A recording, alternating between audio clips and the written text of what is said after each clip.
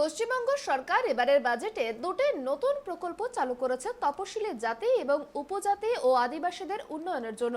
এবারে বাংলার মামাটি মানুষের সরকার 25 লক্ষ বঙ্গবাসীর জন্য নিয়ে এসেছে জয় জোহার প্রকল্প। এই প্রকল্পের দ্বারা উপকৃত হচ্ছে লক্ষ লক্ষ আদিবাসী মানুষ।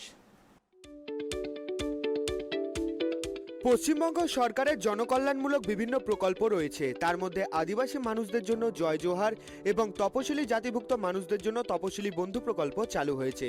এই প্রকল্পভুক্ত উপভোক্তা প্রতি মাসে 1000 টাকা পেনশন পাবেন।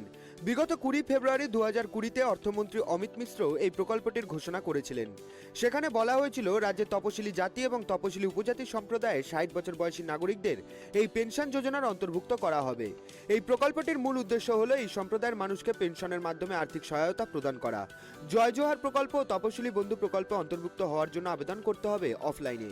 বর্তমানে রাজ্যের সমস্ত জেলাতে দুয়ারে সরকার ক্যাম্পিং শুরু হয়েছে। আবেদনকারীরা সেখানে নির্দিষ্ট ফর্ম ফিল আপ করে এই প্রকল্পের জন্য আবেদন করতে পারেন, এমনটাই জানানো হয়েছে রাজ্য সরকারের তরফে।